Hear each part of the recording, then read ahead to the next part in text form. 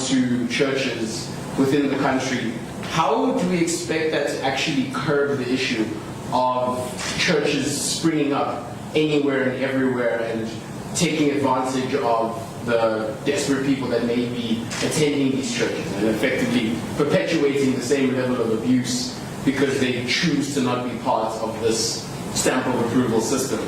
And then my next question is, I mean, there's been a little bit of pushback that I've seen from certain people online claiming that it's only the major churches being part of this Section 22 committee. I just wanted to see if anybody had any kind of response to that.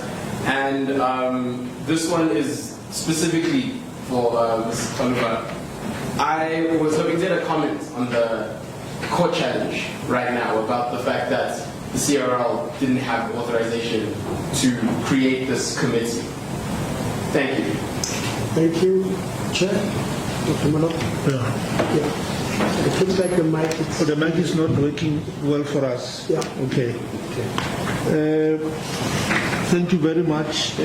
Starting with Lebogang from MDN TV, why the terms of reference exclude other religions. I think that the fact of the matter is that the entire religious sector is going to go through the same process. But given the complexity of faith and religion, it is very difficult to have one committee that will deal with Christian, Muslim, Hindu, Rastafarian, African traditional faiths and so on. So our understanding is that this is the beginning with the Christian sector. That's why we say Christian sector within the religious space, that we're starting with the Section 22. There's another Section 22 committee coming for the Muslims early in the beginning of the year. CRL will run that process separately. We are running separately for Christian sector. And then again, the issue of the sufficiency of laws to deal with criminal cases. Why self-regulate when the law is there? I think the concern of the committee, and which I think the public is missing, and which some of the advocates for anti-self-regulation are not really emphasizing. The concern in our head and our pain is for victims of abuses, particularly even GBVF victims. The case in point is the Omotoso case. I think that demonstrates the failure of law or criminal law to protect the victims. Young people, 8 years, young girls, were molested, whatever it was. They braved themselves to go to court and place themselves in vulnerable position to disclose what happened to them. And out of a fault of not their own, the verdict 8 years later is that they are thrown out. And there's nobody who talks about these victims except CRL. The church is quiet because the perpetrators of abuses in most cases happen to have deep pockets. They frustrate court processes. And because they frustrate court processes, they mobilize other people within the churches to support them to further inflict pain on the victims. And if you have been following these things in South Africa, the church has been quiet. It has been quiet because we are fragmented, we are not united. And because we are fragmented and not united, some feel that it's not our space to condemn certain behaviors. So self-regulation, therefore, for us, is not to replace criminal law or other legal legislation that is in place. There are things also that the law cannot necessarily deal with. The law might find it difficult. It might find it difficult if somebody says, the Lord has revealed to me that I must sleep with you. and then the person falls victim to that, believing that he's doing this because the Lord says this. And we can take other examples as well in terms of regulation. Doctors are trained. Before they get accredited, they must pass the board exams, ethical board exams. But then they're also self-regulating, because certain practices, if you go to court, it may not happen. But there are bodies where you can say, this doctor, I don't think he was ethical or moral in treating me. So the framework aims to deal with that. And then maybe some people would respond to that. And then coming to Cyril from Newsroom, about the pushback. Where does the pushback come from? If you look at the composition of the Section 22 committee, and then you take the statistics in terms of the representation of the Christian sector in this country, you're talking almost 40 million Christians or above represented in the Section 22 committee. Obviously, there could be some people who are in the forefront of pushbacks. If you ask them, are you a church body? They'll say, no, we are not a church. We are just an NPO. We are concerned with legal matters. And then that poses a problem, because it's easy to sit from a luxurious position and push back when you are not affected. Those of us around the table are saying, we live in these communities, we observe these abuses, and we don't understand. And because we believe that our process is a legitimate process to self-govern and not to fight pushbacks, really, ultimately, because the outcome of this is to self-regulate for integrity, for accountability. And those who are really pushing back, ultimately, they'll definitely find themselves on the sideline. Because when we ask them, some that we're communicating with, how do you help us to build? How do you help us to prevent this? They're not interested in those. And some expect black people, particularly the poor, to find ways of fighting their own battles. And then we say that cannot be tolerated anymore. In terms of commercialization and how are we managing it, and exploitative commercialization, that's exactly the reason why we have Section 22, to address this issue of exploitative practices, which, like I said, some of them is very difficult. There's a fine line between criminality and really exploitation and commercialization. If a person sells photos, to say, if you put this photo in my bedroom and you pray very hard, my God will answer you. There's no crime there, but somebody might take the last penny that he's got and then look at that photo and nothing happens. And that's where the problem is. So the council is aimed at curbing such practices. And we feel like our statement says, this is out of pain, this is out of love for the gospel that we are starting this, nothing else but out of love, so that we can be able to manage these malpractices. And then I think Tato, Hololo, News 24, in terms of the criteria for the election of, or the appointment or election of that council that is envisaged, we are at this stage not prescriptive. That's why we say in our statement, we invite South Africans to engage. So we don't have a predetermined outcome to say these are going to be the leaders, this is the criteria.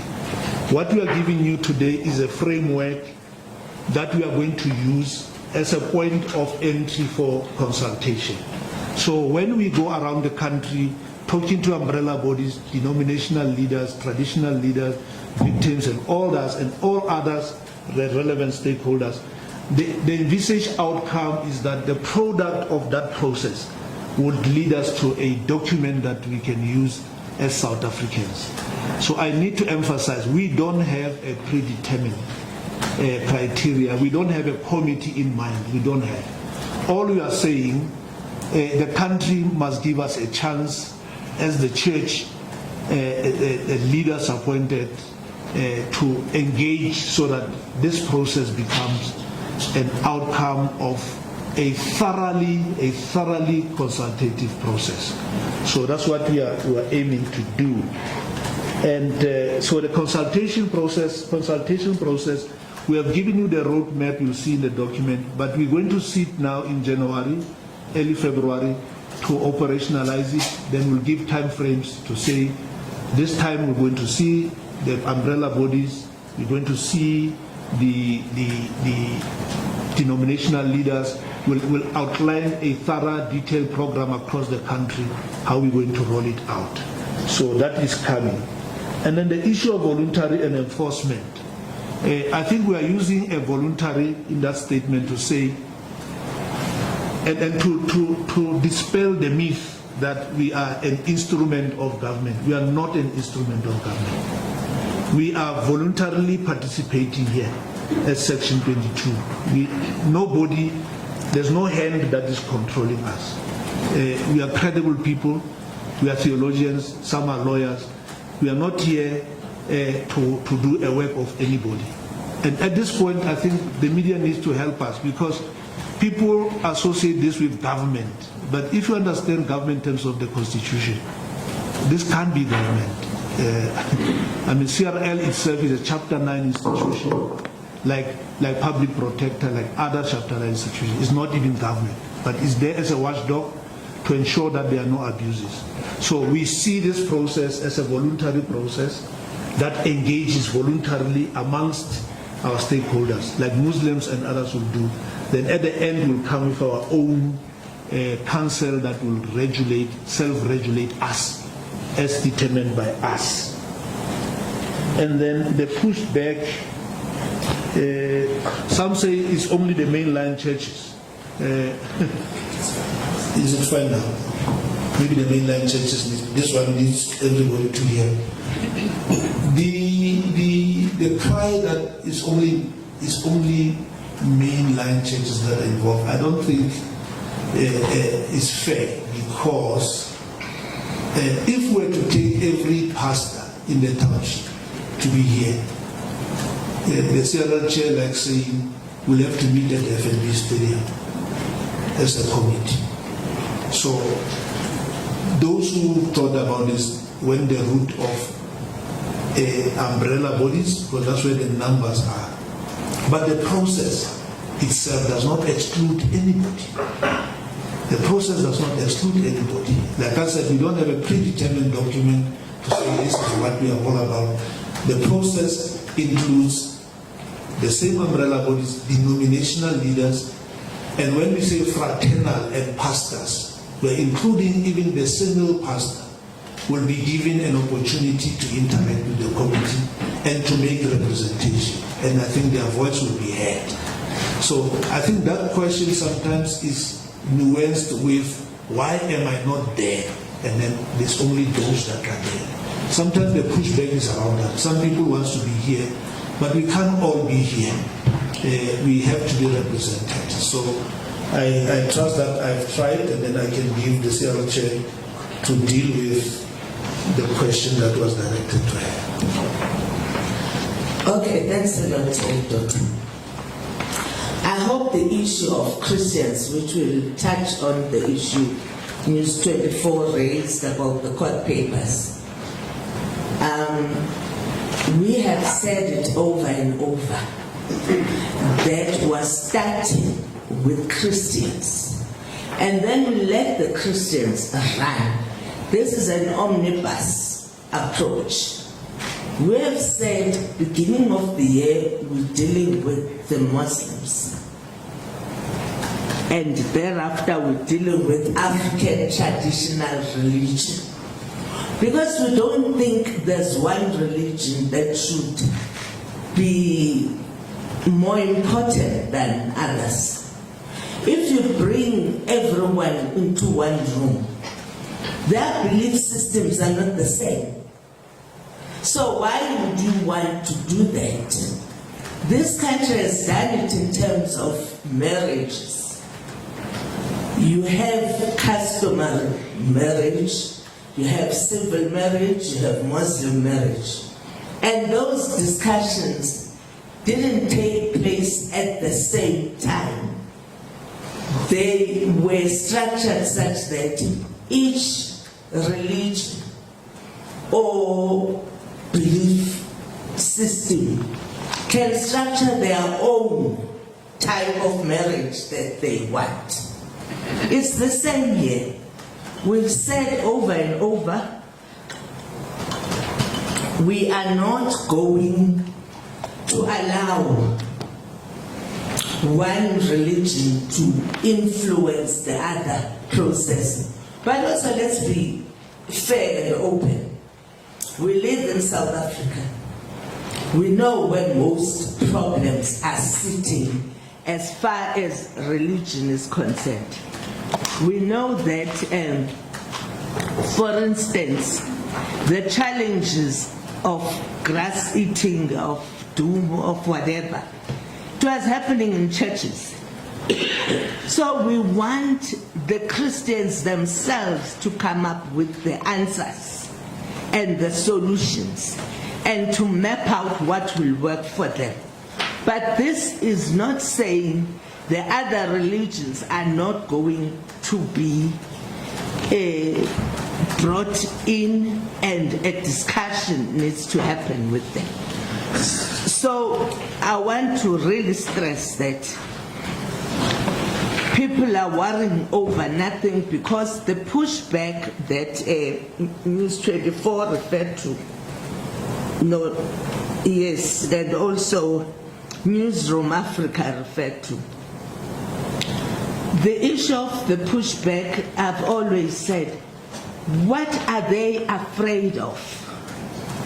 You know, they need to tell us, what is your worst fear here, when your peers will determine what is right behavior and what is unacceptable behavior. So I would ask the media to go and ask the pushback people, what is your worst fear? What's the worst thing that can happen here? When people say our religious rights, freedom of religion will be affected. Well, in South Africa here, we've got a very good constitution. But even that constitution says enjoy your religious rights, your cultural rights, your linguistic rights, but that should not violate any part of the Bill of Rights. So no one has a perpetual right that they can do anything, anywhere, anyhow with people. The CRL Rights Commission has one focus: protect and promote the rights. We are on a quest to protect people, in this particular instance, in churches. We are going to go to the Muslims, Rastafaris, etc., etc. But with the one aim of protecting people. You see, I won't go according to the list. One of the things, the court challenges. One of the court challenges is from the, they call themselves South Africa Church Defenders. They've served us with papers. We're fine with that and we're very happy, because, you see, when you take the matter to court, then the truth will have to be sustainable. You don't go to court and say they don't want to mix Christians and Muslims and African traditional religion and Rastafaris in one room. That's one of the things they're complaining about. We are saying it's fine, go and convince the judge that that should happen. But also, if you want to defend churches, as one of the people in the Section 22 committee from the Nazareth Baptist Church said, we are not about defending churches. We're about defending the Christian religion, the Rastafari religion. We are not mandated to defend churches. So if those that are defending individuals individual churches have a problem, then it's their problem. We are not established to defend individuals, but communities. The Constitution says defend, protect communities. It doesn't say defend churches. So the matter will be discussed, debated in court. We also received last week papers, High Court papers have been served from the Muslim Lawyers Association. It's okay. Muslims have a right to complain about Christians talking about Jesus Christ all by themselves. We will discuss that in court when it gets to court. Why would Muslim lawyers take the CRL rights to court and the Section 22 to court? Because they are saying, why are we not sitting with Christians? Anyone in this country who understands religion will know that religious beliefs are not the same. So you can't have one interfaith process when at the end you want to establish a self-regulating mechanism. So there will be a self-regulating mechanism for Christians, a self-regulating mechanism for Muslims, for these ones. It's going to be each one must have a self-regulating mechanism. The issue of how do you keep the springing up if it is not compulsory? That has been explained, that the voluntary part is about participating in the Section 22. The ultimate aim will have to be, if you want to operate in this country as a church, you will see in the document that I think Piake must give to you. He said he will email it to you. I hope he has done that already. We are saying it's not going to be optional at the end of the day. So springing up will not be an option at all, because that's where problems are sitting. I'll be frank with you. Bigger churches, bigger umbrella organizations, once you affiliate to them, there's a code of conduct, there are ethics that are involved. But if I start Mkhwana's Kaluva Church, Emlazi, I'll be running on my own. It's my church, it's my tent, it's my chairs, it's my sound system. I'm outside any framework. That's where the problems start. So the aim is to solve problems, not to take away people's rights. I hope you will be asking the pushbackers, how do they think their rights will be violated? What is this thing? Because we've looked everywhere.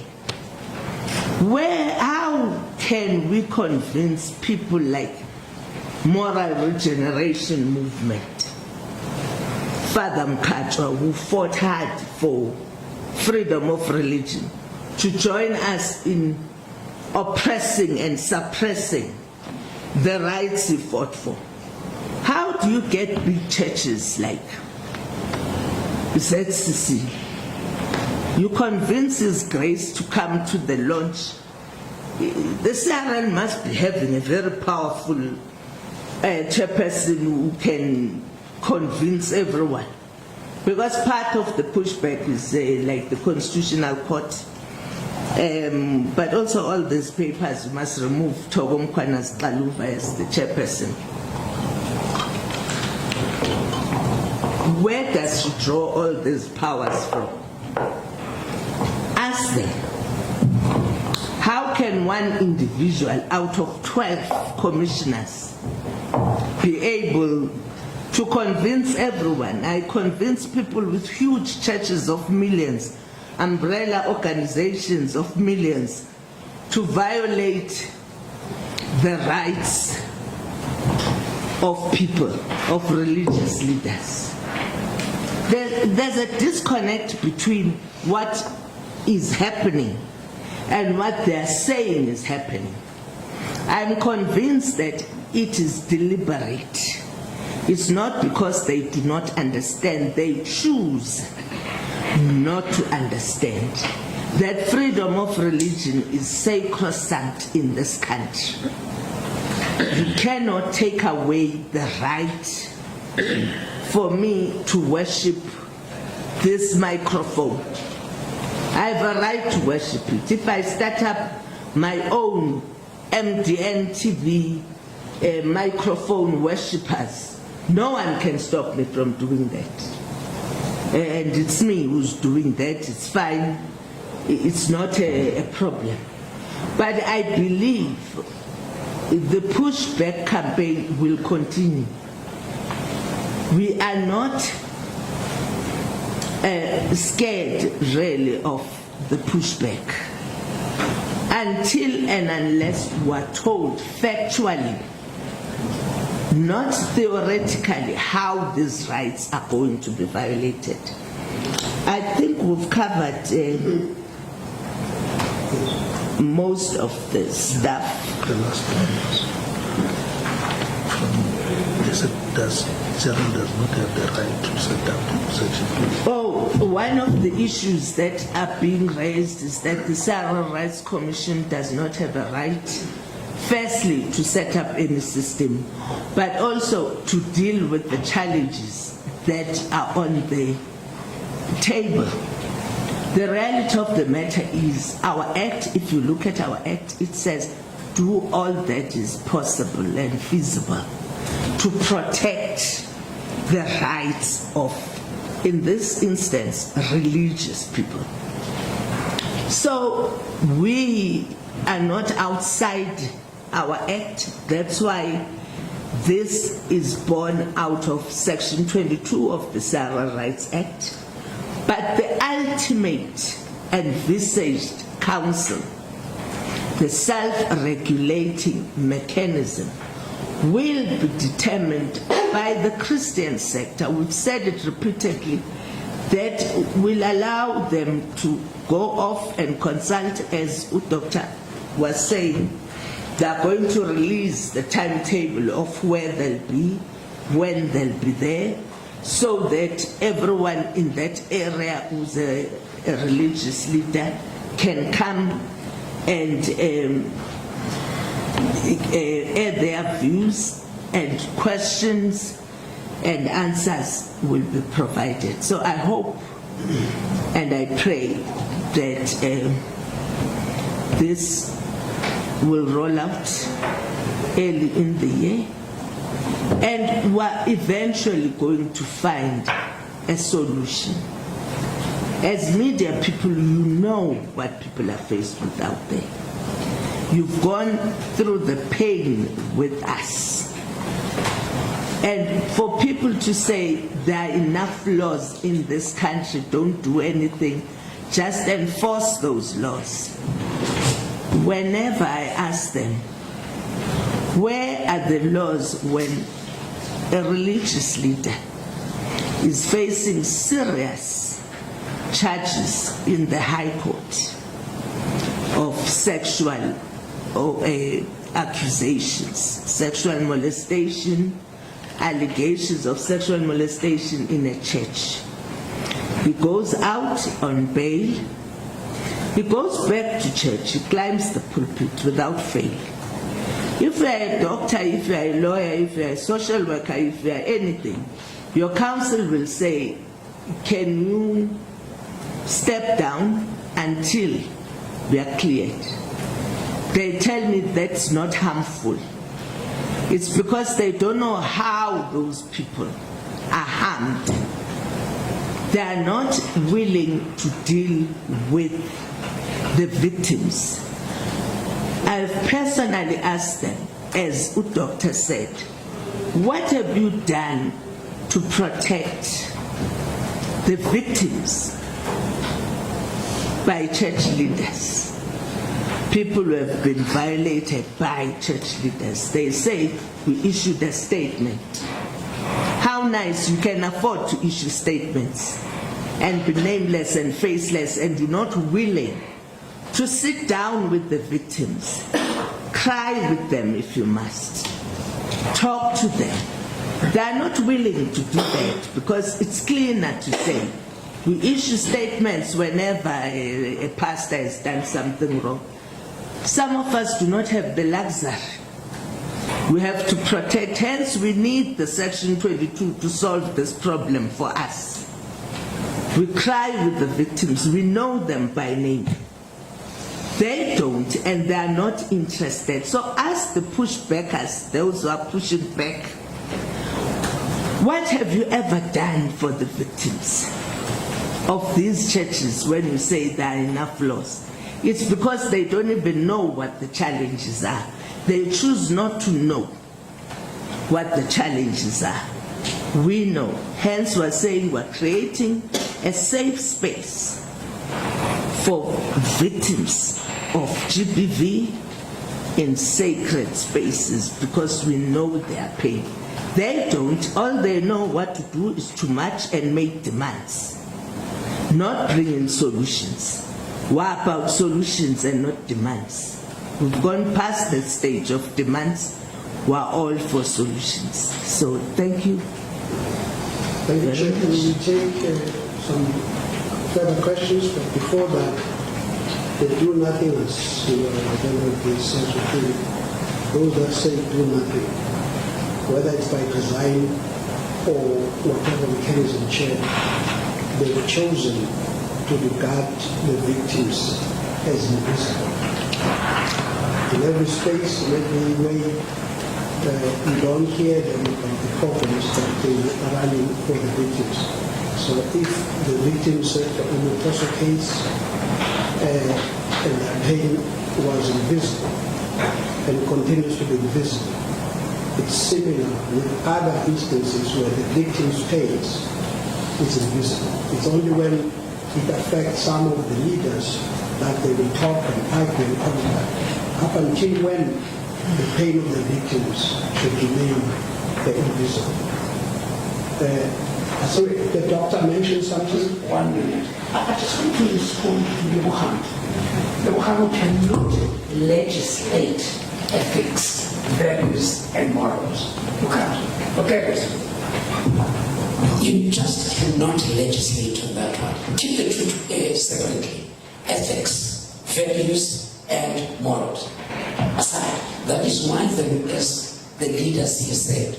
You then have associations, institutions, and I come from a very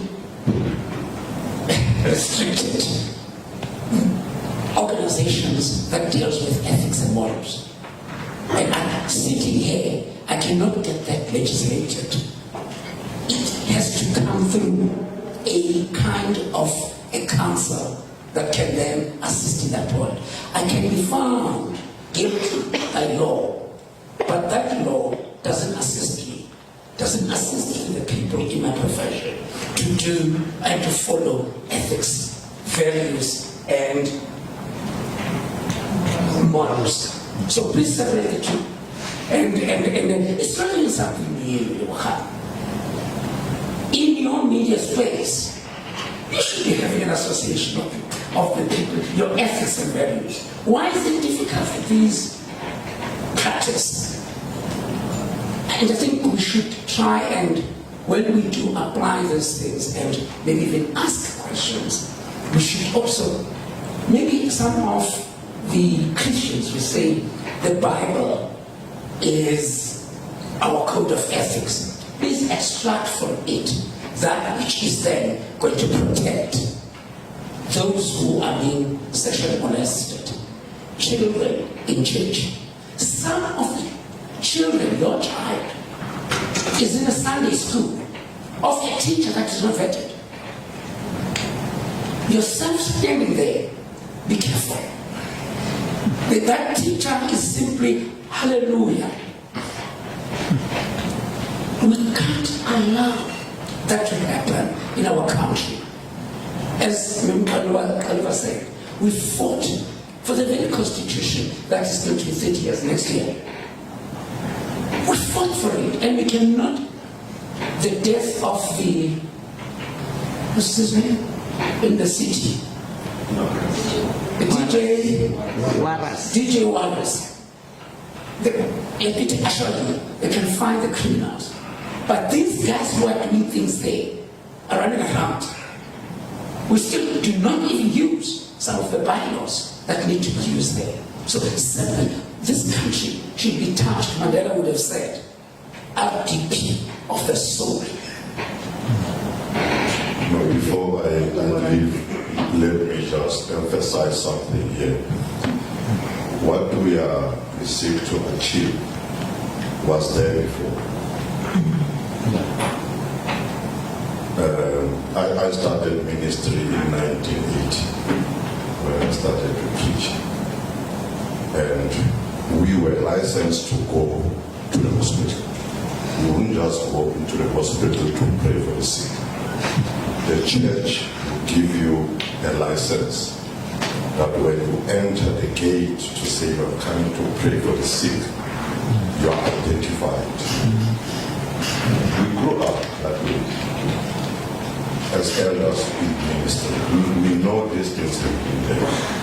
So that's why we don't jump around to scream, because we know these things have been there. We know churches were registered in this country. You go to Pretoria, at Stoneford Street, you find the National Archives, where you find a file for each and every church is there in Pretoria.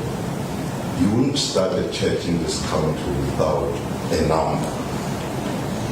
And it was helping, because no unscrupulous person would just come and start a ministry in the street, anywhere, in Commissioner Street. We wouldn't just do that. I see children there are sleeping. Those are the people we want to protect. The state says anyone who has violated a child, there is a book that will show your name that you cannot practice any activity that has to do with children. So even here we say, I'm a leader in the church. I represent millions of people. And we must say to the pastors who go through training, these are the terms and preference for you to practice religion. It's not a talk show. You don't set your prices anytime and change them anytime. When we do ministry, we follow certain regulations. And it's so simple. So the peer review means that every church the appeal is that please strengthen your own systems to making sure that your preachers, your practitioners follow what they were trained to do to the latter. They don't do something contrary to the teaching of that faith. So that's it's simple like that. Because we know there are best practices out there. There are churches that are doing good job. And we want to strengthen that to say, learn best practices from your own peers. That's what we mean by peer review. You learn best practices from your peers. Seminars, through workshops, then they can show you how they treat children. The issue of women. We are encouraging churches have a policy on gender-based violence, so that whoever violates women on the pews, the policy of the church should stipulate what are you doing with that person. Not the government to come and say, we are here to arrest this pastor, we hear that this and this and that. But it means after somebody has been identified that he has violated a woman in the church, then that person will be encouraged to go to open a case in the police station. We are not here to block the process of opening legal action against perpetrators of wrongdoing. So we are just strengthening the processes that are already there, but we say, let it not be the state doing that, but us encouraging our own fellow brothers and sisters to say, this is how we're trained to do ministry. And these are the do and these are the don'ts. Simple as that. So no one should actually scream and cry about this thing. It's straightforward. Thank you very much. Thank you. We will take Pastor away. But before that, we will still open maybe for 3 more questions if they are there, and then we are moving towards the closure of this topic. So I'll come back to you. Let me just allow Pastor away to give some comments. Thank you. I will be very inconclusive in what I'm saying, but I think this is for the layman out there.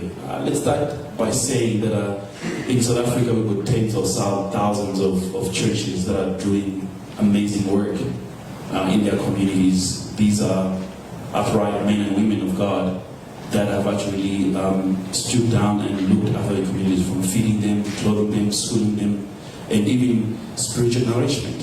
They're doing that. But I think for the people that don't understand what this thing is all about, I want to give you an analogy. I'll be very conclusive, but you get to draw your own conclusions. Think of our national roads. On those roads we've got millions of cars. And for you to drive, you have to be roadworthy. Then there's a few cars that are not roadworthy, and they're driving on the same roads. And what happens is that because they're driving on public roads, they pose a danger to civilians, pedestrians, and other motorists. We do have the government that regulates that by stopping people, checking for their licenses to see if they've got driving licenses. But now we are saying the fellow motorists are actually saying, Kanti, how are you driving without indicating? Why are you stopping at the stop sign? It becomes a concern for the fellow people who are on the roads.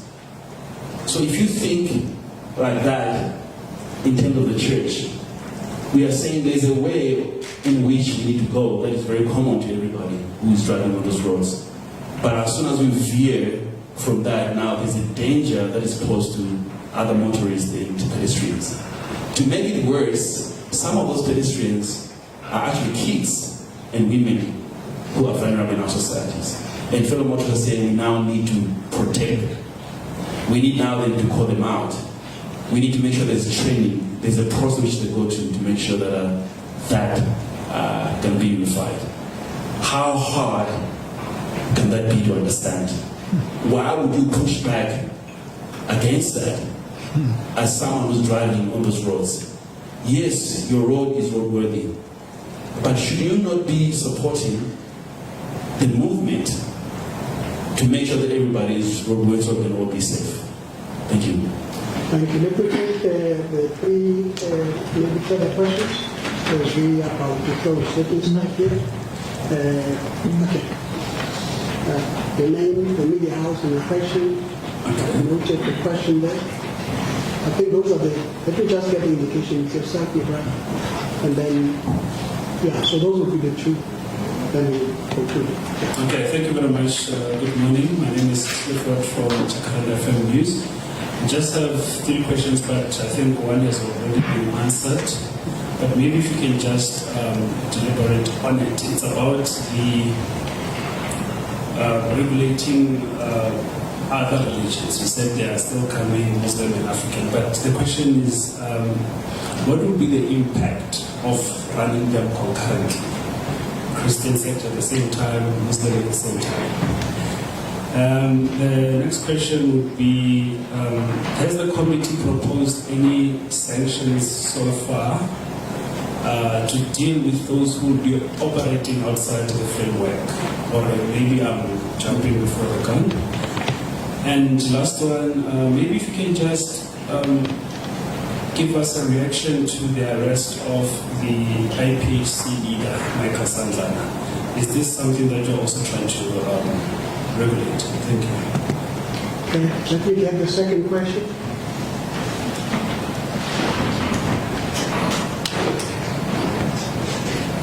Well, Thanks a lot. My name is Chisile from the Bantu community newspaper, then Soweto.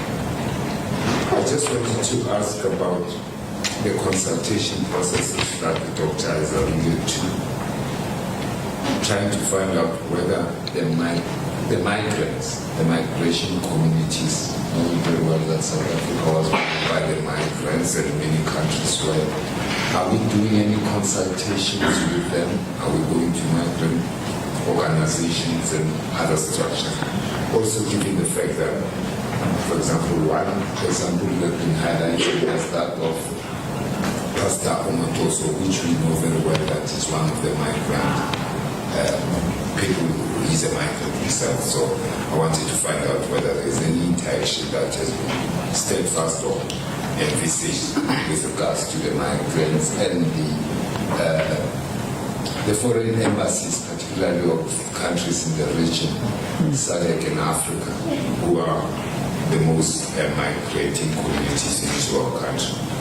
And then the other question, please, is around GBV, which some government statements are also connecting it to femicide. And then we just want to find out that does it apply to yourself? Do you consider it not just GBV but femicide as well? And if also that's the case, do you also, or rather one of our criticism of this development is that we do not consider the general violence in the society in general, and there's just this overemphasis sometimes on gender-based violence and femicide. Yet, and that is the fact, you have, for example, which is yet probably another question, we have groups of organizations going out overseas, particularly to the United States, arguing that their members are being murdered, the farm murders, for example. In other words, now we are saying there's a general murder, the murder rate in the country is so high, it's not just femicide. We're becoming more violent society, it's not just violence against women. Are we looking, therefore, as the Commission, at a total strategy which does not just look at the gender-based violence of femicide per se in the church fraternity, in the Christian fraternity, but looks at it in totality? That we have serious violence in the country, we have more murders are taking place, and we are even faced with some form of isolation from the world's biggest economies due to some communities within the country crying about murders. So are we looking at it? I think that should be my only question. Thank you very much. Before the chair and Dr. Molomo takes the platform to respond, there is something that I just need to emphasize, especially to journalists. CRL or this committee is not regulating religion. The chair has mentioned that. This exercise has never been, it never is, will never be about regulating religion. It is about the conduct of the practitioners. Because the Constitution, as the chair said, does not and cannot allow anybody to interfere with the freedom of religion to the extent that the religion gets regulated. So I think that is something that we need to highlight in whatever we write or say. It's about the character and conduct of the practitioners, not the regulation of religion.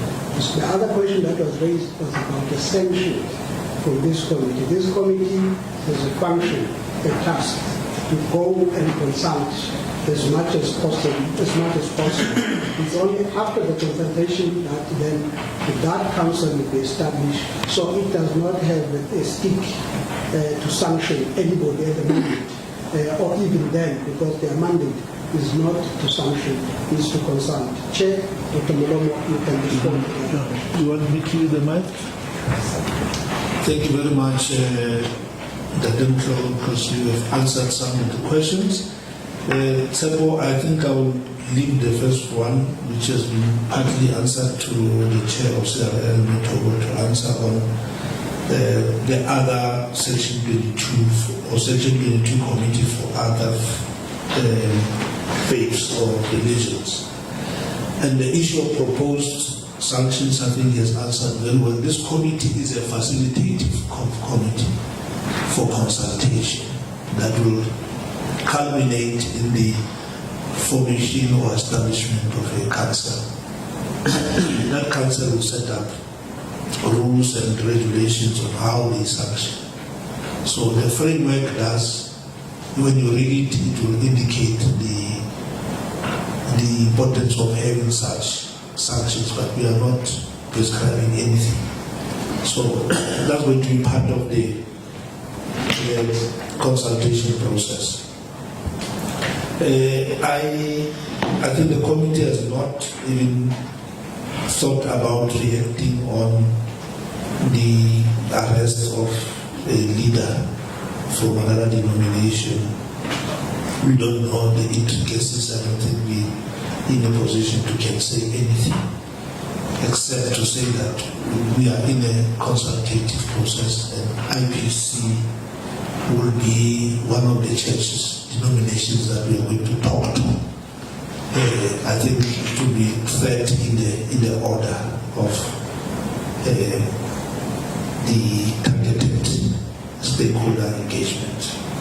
Now, coming to Mr. Slepe, on the migration, I think you are raising very important issues there, my brother, and I think as a committee we need to note what you are raising in terms of stakeholders to include the foreign embassies and then maybe bodies that are regulating foreign nationals in our country. The statement and the document makes provision for that discussion. 5.13 on our document talks about the churches founded by foreign nationals and institutions. So it may be that we omitted to include it in our summary statement, but there are 3 points that we are mentioning there, because there's an issue that affects the churches as much as it affects the economy, sponsorships and so on. So this is what we are saying in the document to answer you. One, we are saying founding members of these foreign national churches must be in good standing in their home countries and South Africa, meaning they must be holders of a valid passport, they must be legally present in South Africa, they must have no criminal record, and they must be tax compliant, among other requirements. We propose that foreign nationals shall be permitted to set up branches in the Republic only if they have a recognized Christian institution in their country of origin. The government structure of the local church shall consist of a majority of South African members over foreign nationals. So our document, and I think that's also a very important aspect to touch on. And those who are saying the laws are enough, you see, so far we've spoken about sponsorships, we've not spoken about foreign national churches that are springing all over our country. I can't go to Zimbabwe tomorrow, even if I got a PhD in theology, and say, I'm visiting Victoria Falls, but I love this country. The Lord says I must start a branch here, a church. Then I don't know how to go back home. Then I have a church. It won't happen. So it's only here where people leave their countries on visa for visitors, and then they decide not to go back home. Then they hire a shop around the corner, buy a keyboard, and then buy worship leaders, and then they have a church. No accountability, no connection whatsoever. So this is part and parcel of the recommendations that the committee is going to put forward for consideration.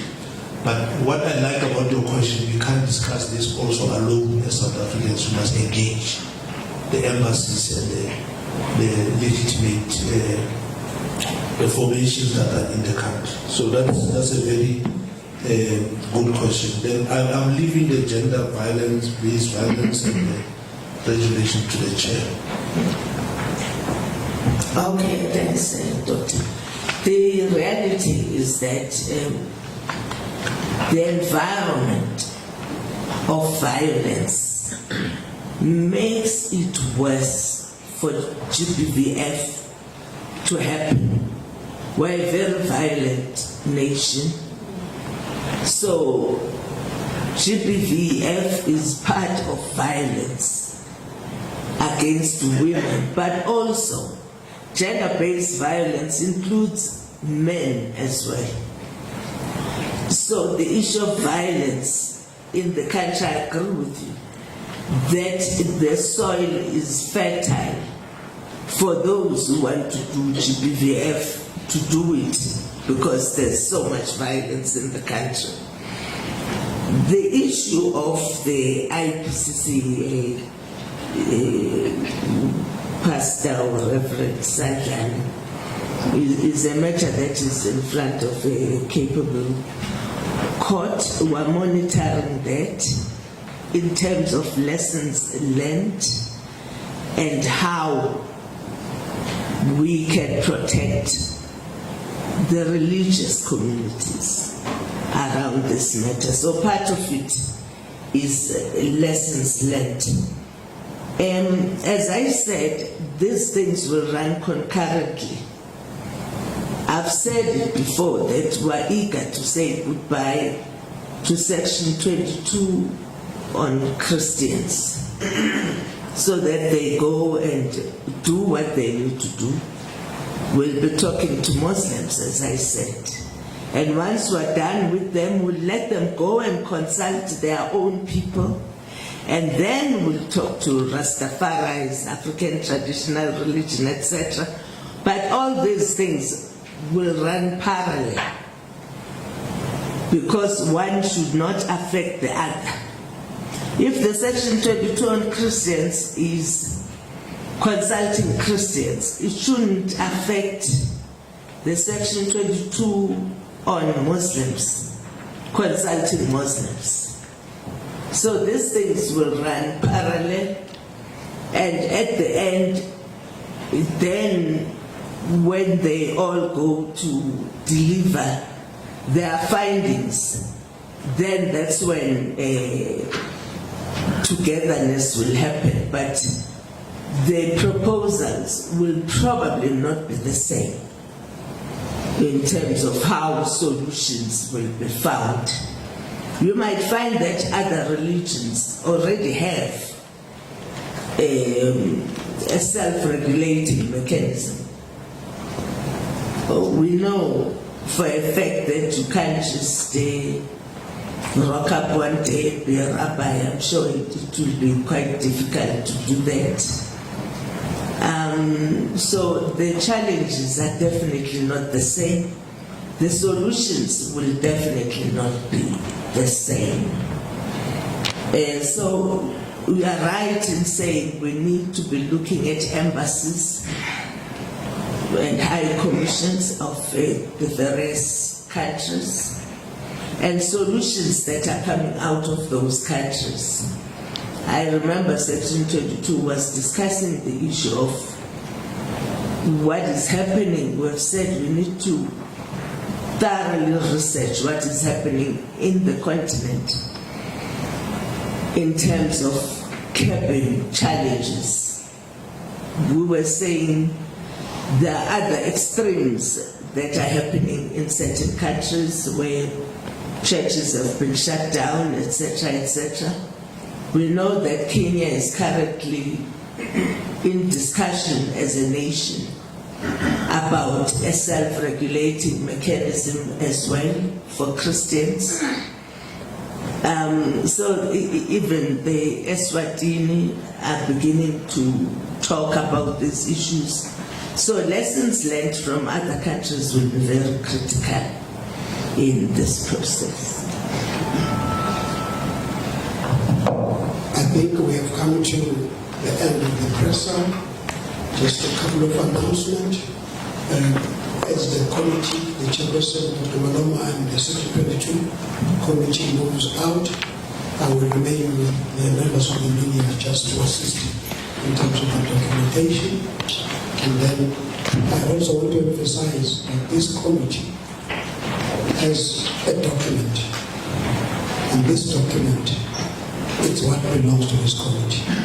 Any other document that gets attributed to this committee does not belong to this committee. So the document that you're going to be getting from me, it's the only document from this committee. So this meeting is adjourned. Thank you.